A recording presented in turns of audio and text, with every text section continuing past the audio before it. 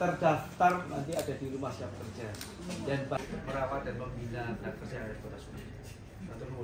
Daftarannya sudah.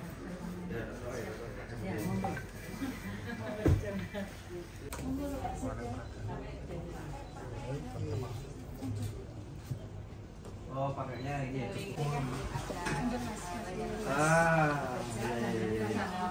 Ini dalam negeri, ini luar negeri. Jadi ada misalnya Turki ada butuh berapa, kemudian Jepang, Korea Selatan, yang di Kota Solo. Jadi karena memang nanti bagi para perusahaan yang ingin berinvestasi di Solo, nanti kita buat layanan di sini.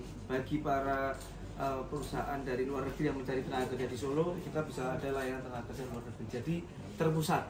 Dan ini yang terpenting adalah warga-warga perlu adanya edukasi. Banyak sekali yang tertipu sampai menjual motornya, menjual tanah, tapi ditipu sama LPK yang tidak bertanggung jawab. Makanya dari itu warga yang ingin bekerja di luar negeri silahkan datang ke Dinas Tenaga Kerja di Rumah Siap Kerja bersama Kota Surakarta untuk mengetahui mana yang memang legal, mana yang berpengalaman mengirimkan tenaga kerja. Jangan sampai keliru, jangan sampai kapusan lagi. Oke, terima kasih. Ini layanan tidak online Pak. Bisa kerja online para pencari kerja. Izin Bapak. Ini ada bagian manajemen. Jadi nanti itu kan, jadi kan kalau kita tuh ada 3 pelaksanaan penempatan jadi di sini daftarnya lowongan dari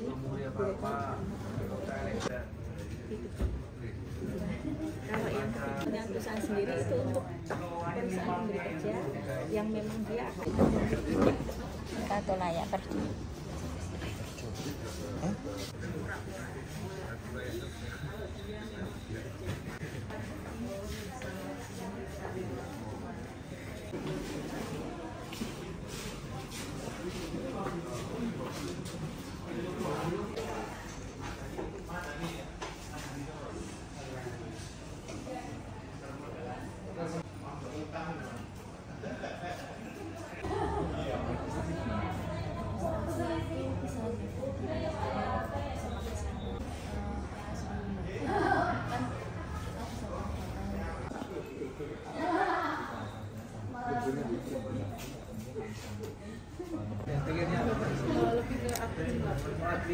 banyak sekali ya. Di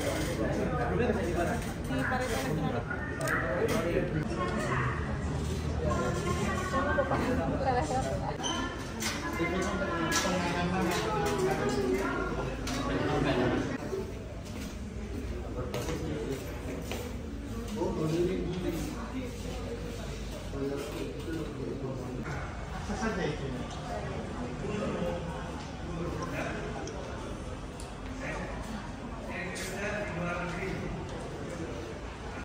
Mas, terkait alhamdulillah terkait pembukaan rumah kerja dulu Mas.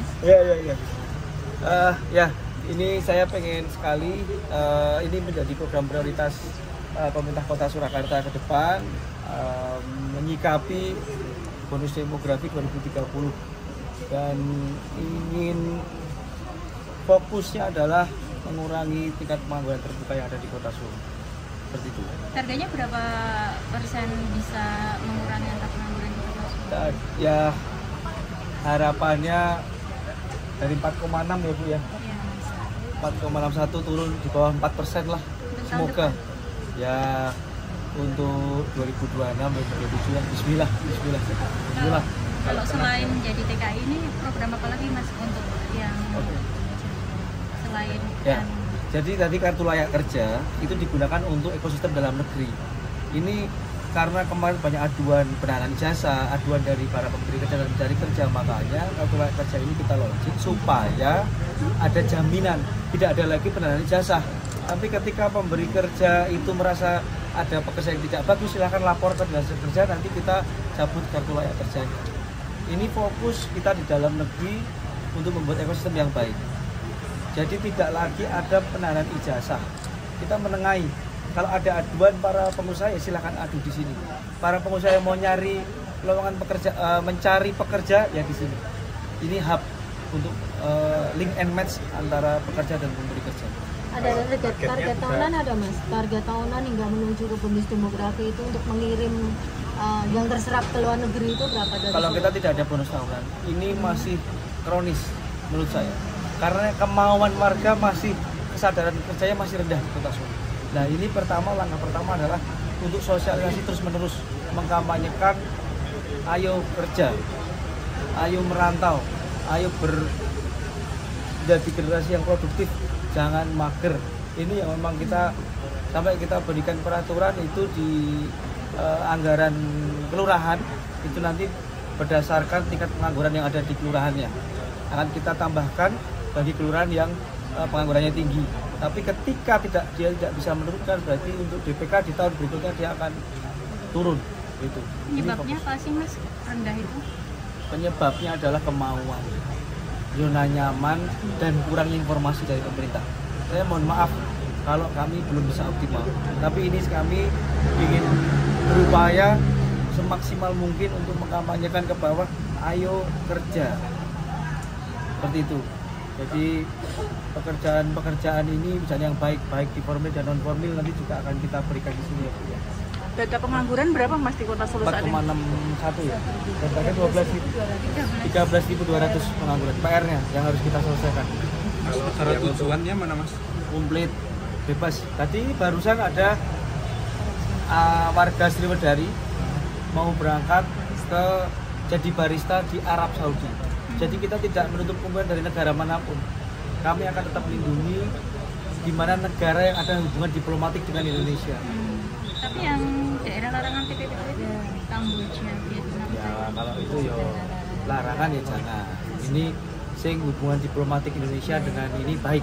Karena saya akan mengawal terus dan menjaga ketika di sana ada apa-apa ya kita akan sebut.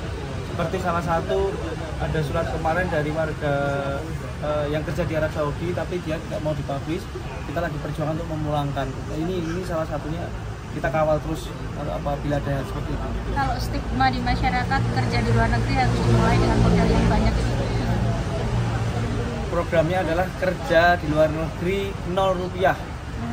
Saya bekerja sama dengan Bank Jateng dan BRI, ada pembiayaan talangan untuk pekerja migran. Ini semua unsur lembaga dan kementerian harus mendukung karena ini sesuai visi Astana Presiden Prabowo yang ketiga terkait penciptaan lapangan kerja yang berkualitas. Jadi 0 rupiah dan saya himbau bagi yang mau kerja luar negeri jangan ketipu LPK abal-abal dan disnaker dulu verifikasi. Bagi yang tidak mampu kita akan memberikan pembiayaan 0 rupiah bagi mereka tidak mampu yang untuk bekerja di luar negeri. Rata-rata berapa juta tuh? Berangkatnya itu tinggal bantu 20 sampai 30 juta ya. Latihan 30 sampai 40 juta. Latihan bahasa, keterampilan, visa kerja, tiket dan lain-lain. Disabilitas Mas, ada program Khusus disabilitas di Solo, kemarin saya sudah bicara dengan Dewan Disabilitas Solo, Mbak Siartati ya, itu